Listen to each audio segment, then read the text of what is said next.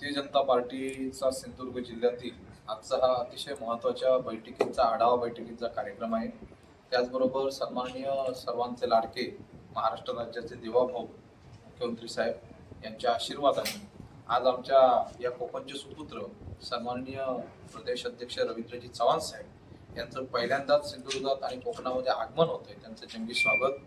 दुसरी गोष्ट या ठिकाणी विशेष म्हणजे सन्माननीय रवींद्रजी चव्हाण साहेबांच्या आशीर्वादाने त्यांच्या संकल्पनेतनं आपण एक इमारत उभी करून त्या ठिकाणी भारतीय जनता पार्टीचं एक अत्याधुनिक कार्यालय, सुसज्ज कार्यालय आपल्या सर्व जनतेसाठी एक आगळं वेगळा एक कार्यक्रम आज ओपनिंग होत आहे. त्या ठिकाणी विशेष उपस्थिती या सिंधुदुर्ग जिल्ह्याचे आमचे पालकमंत्री सन्माननीय नितेश राणे साहेब, या प्रकारे असंख्य कार्यकर्त्यांचा आजचा हा एक चांगला मोठा कार्यक्रम संपूर्ण कोकणासाठी हे कार्यालय आपण ओपन केलेले आहे. त्याचं संकल्पना ही रवींद्रजी चव्हाण साहेबांची आहे. आम्ही नाममात्र आहोत.